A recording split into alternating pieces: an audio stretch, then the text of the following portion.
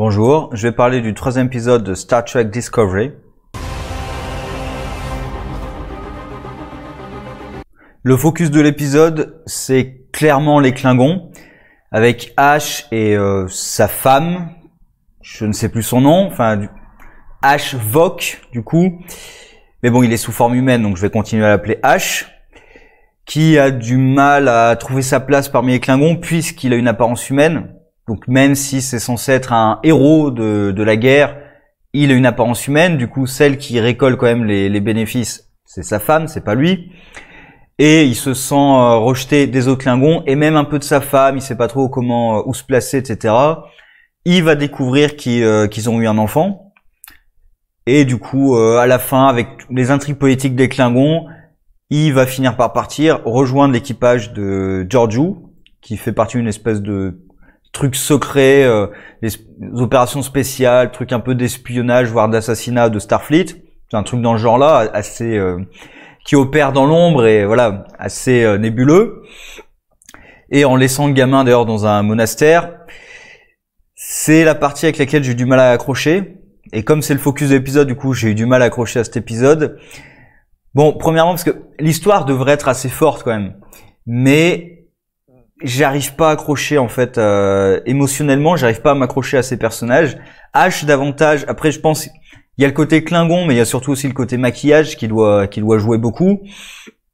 L'intrigue politique, bon, c'est très flou. Hein, on sait qu'il y a des maisons, mais voilà, on sait qu'il y a différentes maisons de Klingons et que elles ont du mal à s'entendre et tout. Mais la politique des Klingons, c'est pas très exploité. Ça aurait pu être meilleur s'ils avaient mis ça sur plusieurs épisodes, s'ils avaient vraiment parsemé les épisodes au fur et à mesure pour qu'on puisse comprendre un peu mieux la situation, peut-être rentrer davantage en situation familiale aussi, mettre davantage de scènes là-dessus avec des relations entre les deux. Parce que voilà, dès qu'on découvre l'enfant, très vite, ça va quand même très vite dans l'épisode. C'est quasiment quand il va découvrir l'enfant, juste après il est enlevé. C'est un peu délicat du coup pour vraiment entrer là-dedans. Et puis la situation est résolue par un Deus Ex Machina.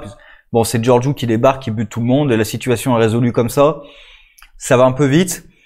Sinon, le reste de l'épisode, donc pas mal du tout, avec un tout petit peu de Burnham qui est quand même bien effacée dans cet épisode. Elle réagit un petit peu avec Ash, mais elle reste quand même assez effacée dans l'épisode. Ou juste elle épaissit un peu le mystère autour de Spock.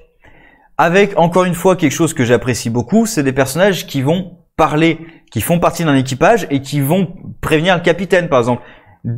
Quand la mère amène les données de l'hôpital, enfin l'asile ou le centre de soins, je sais plus comment il l'appelle exactement, où était Spock, tout de suite, elle va pas décider de les pirater ou non. Elle va demander au capitaine, puisqu'elle sait que c'est quand même limite. Enfin, même c'est pas limite, c'est illégal, donc voilà. Elle va parler au capitaine, lui donnant toutes les informations qu'elle a à ce sujet, et ensemble, ils peuvent arriver à une décision. Même Tilly, ou je vais venir après, même Tilly qui garde des informations pour elle, elle a certaines raisons de le faire, et finalement, elle les donne à tout le monde. D'ailleurs, en révélant ces informations à tout le monde, elle démontre qu'elle aurait dû le faire plus tôt et que ça aurait été plus efficace en fait. Mais bref, restons d'abord sur Spock. Donc on épaissit un peu le mystère en montrant que Spock a apparemment été violent, mais on sait pas exactement ce qu'on doit croire ou pas. Voilà, alors on découvre encore dans ses dessins que lui aussi a vu cette espèce d'ange. Mais voilà, on sait pas précisément ce qu'a Spock, est-ce qu'il faut croire ce qu'on nous raconte ou pas. Même le capitaine a du mal à croire ce qu'on lui révèle comme information. Même la mère de Spock a pas toutes les informations qu'elle veut, donc il y a quelque chose d'assez douteux là-dessus. Mais en même temps, Starfleet a demandé à l'équipage d'analyser ces signaux dans l'espace. Et de l'autre côté, on a l'impression qu'ils essaient de cacher quelque chose. Alors, est-ce que c'est Starfleet qui essaie de cacher quelque chose ou voilà, il y a quand même l'impression d'avoir quelque chose là-dessous. Oui, on apprend aussi pourquoi Burnham pense qu'il n'y aura aucune relation possible avec Spock, puisque pour le protéger, bon, ça c'est un truc assez classique, hein, pour le protéger, elle a décidé de l'éloigner en lui disant quelque chose d'infâme. On sait pas exactement ce que c'est, mais d'après elle, c'était suffisamment violent pour que même aujourd'hui Spock ne veuille pas avoir de lien avec elle. Et même sa mère le prend assez mal finalement. Et la dernière partie, donc la partie Tilly, où voilà, alors ça me dérange un petit peu que Tilly ne dise rien à aucun membre de l'équipage, Après, c'est un peu compréhensible dans l'idée où elle fait partie du programme des capitaines. Elle a peur qu'en révélant cette information, elle puisse en être écartée, temporairement ou définitivement. Ce que l'épisode nous démontre être complètement faux. Pareil, il y a un truc, même avec Spock, on ne sait pas vraiment comment est gérée la maladie mentale dans cet univers. La maladie physique, on le voit très bien encore dans cet épisode, on sait très bien gérer. Je sais même pas s'il y a encore des trucs, des maladies physiques qui durent vraiment, mais voilà, on voit les techniques médicales qui sont extrêmement avancées. Par contre, la maladie mentale, c'est vrai que, alors ils en ont peut-être déjà traité dans d'autres séries, hein, mais je ne m'en souviens pas. Donc là, ça pourrait être intéressant de le traiter, mais clairement, ça va pas l'être puisque Spock, on a l'impression qu'il y a autre chose derrière ça, c'est pas qu'il est fou. Et Tilly, ben justement, on voit ici qu'elle est pas folle, qu'elle a pas d'hallucination ou quoi que ce soit. D'ailleurs, c'est marrant puisque l'épisode précédent, c'était quand même full religion. Et là, c'est complètement rationnel, scientifique. Pourquoi est-ce qu'elle a des visions d'une morte? Bah parce qu'elle est parasitée par les spores en fait qu'ils utilisaient, ou quelque chose qui vient du réseau qu'ils utilisent pour voyager. Ce qui d'ailleurs pourrait laisser poser la question à Stamets de la vision qu'il a eue quand il était dans le réseau. Est-ce que c'était vraiment la vision de son amant mort, ou est-ce que c'était les spores qui jouaient avec son esprit? Ça pourrait être ça aussi. Est-ce qu'il va se poser la question, ou est-ce qu'il va préférer, que c'est le scientifique, ou est-ce qu'il va préférer rester dans son confort en se disant que oui, c'est la vision de celui qu'il a aimé, ce qui est quand même plus agréable à croire que c'est des spores qui ont manipulé mon esprit. Mais là, les spores ont l'air d'avoir un objectif.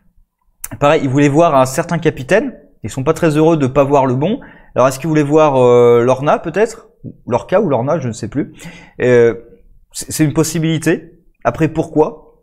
Est-ce qu'ils sont dans le bon univers d'ailleurs aussi? Est-ce qu'ils voulaient peut-être pas aller dans un autre univers? Donc j'imagine qu'on va en apprendre un peu plus sur les sports.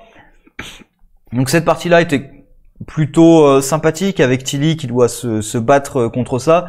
Après voilà, objectivement à la fin on se dit qu'elle aurait dû révéler ça à l'équipage beaucoup plus tôt. Ça aurait évité quelques problèmes. Voilà, moi c'est un truc que j'aime bien quand même dans cette première partie de saison, c'est que globalement, même s'ils retiennent des informations de façon vraiment courte, les membres de l'équipage se font confiance et vont quand même discuter les uns avec les autres. Ils vont pas faire cavalier seul.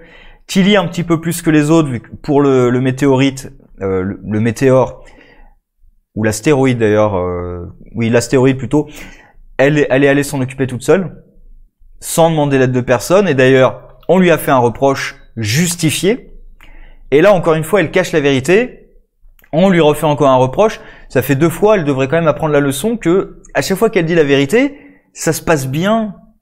Et même avec Burnham aussi, à chaque fois qu'ils vont discuter, qu'ils posent les informations qu'ils ont sur la table et qu'ils en discutent, ça se passe mieux pour tout le monde. Donc voilà, on a un équipage où les gens peuvent se faire confiance, bah qu'ils y aillent. Bref, l'épisode m'a un peu moins accroché à cause de la partie Klingon, qui en plus pour moi servait vraiment de prétexte à ce que Ash parte. Je suis même pas sûr qu'on revoie des Klingons plus tard dans l'histoire, franchement. Parce que là, c'était vraiment pour que Ash puisse partir, rejoindre Georgiou, pour faire intégrer Georgiou à l'histoire. Le fils de Ash et de sa femme, on n'en parlera plus jamais vu qu'il est dans un monastère.